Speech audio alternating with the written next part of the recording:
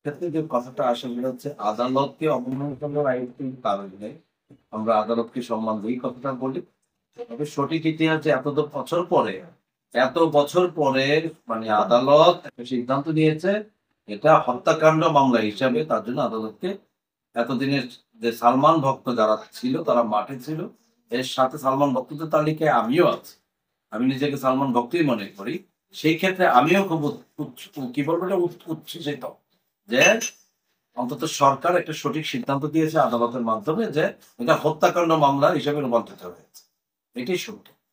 হত্যাকাণ্ড মামলাটাই সত্য এবং এটা এত 30 বছর প্রায় 30 বছর পরে যে এটা হয়েছে তার জন্য আমি আদালতকে এবং আমাদের সরকারকে ধন্যবাদ চাই এবং যে রমনা থানাকে দায়িত্ব দিয়েছে সঠিক তদন্ত করে সঠিক ইতিহাসটা জনগণের সামনে উপস্থাপন করা। এটা আমাদের একটা দাবি ছিল।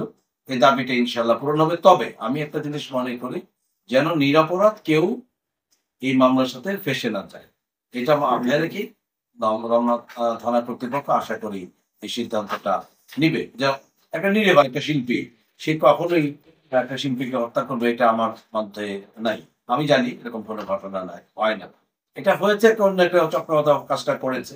এটা আদালতের সিদ্ধান্ত দিবে, তদন্ত কর্মকর্তা সিদ্ধান্ত নিবে কিভাবে সত্য উদ্ঘাটন করবে।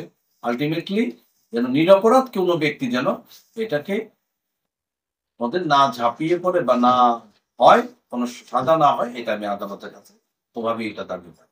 এবং এমন একটা কথা প্রচলনও আছে যে দোষীকে যদি ধরা নাও যায় তারপরও যাতে নির্দোষ কেউ ফেসে না যায় এই ব্যাপারে সবসময় গুরুত্ব দিয়েছে। এইটাই দোষী ব্যক্তিকে সাজা দেয়, যে কেউ দোষী হতে পারে। যে ব্যক্তিরা দোষী মানে কাজ করেছে, দোষ হওয়ার কাজ করেছে তাদেরকে ধরো। এবং এটা অবশ্যই আমরাও চাই, আগে থেকেও চাচ্ছি, এখনো চাচ্ছি। কিন্তু নিরপরাধ যেন কেউ এই সাজার মধ্যে না পড়ে এটাকে অবশ্যই সজাগ দৃষ্টি থাকতে হবে সবাই। 6 সেপ্টেম্বর সালমান শাহ চলে যান এবং আপনার সাথে ভালো একটা বন্ধুত্ব ছিল।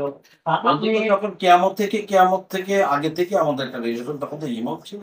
ইমন থেকে সালমান শাহ সালমান শাহ তৈরি করেছে আমাদের সিনেমা লিমিটেড, কর্ণধার সিরাজুল ইসলাম, সুকুমারঞ্জন ঘোষ এবং মুশফিক গুলজার সম্পৃক্ত ছিল, যে সবাই মিলেই ওনাকে সালমান শাহ তৈরি করায়।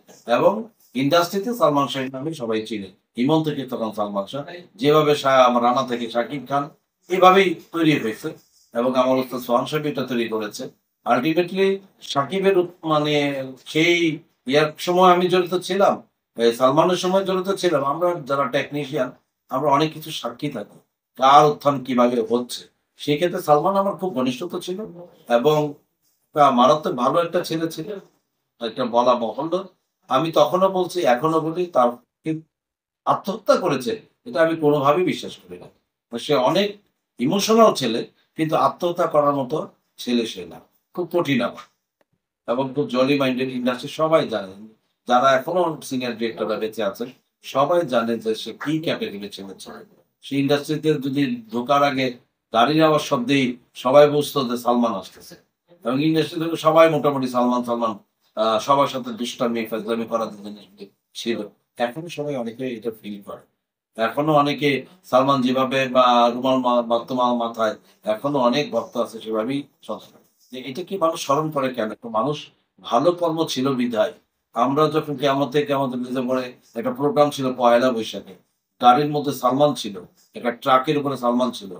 তখন আমরা দেখেছি যে দেশের জনগণ বা স্টুডেন্টের যখন ছিল তখন তারা কিভাবে সালমানকে গ্রহণ করেছে।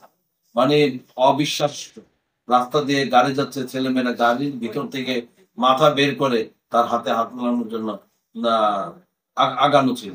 আসলে সালমানের ব্যাপারটা একটা দেশে, আমাদের দেশে একটা অ্যাসেট ছিল, সেই অ্যাসেটটা ধ্বংস হয়ে গেছে।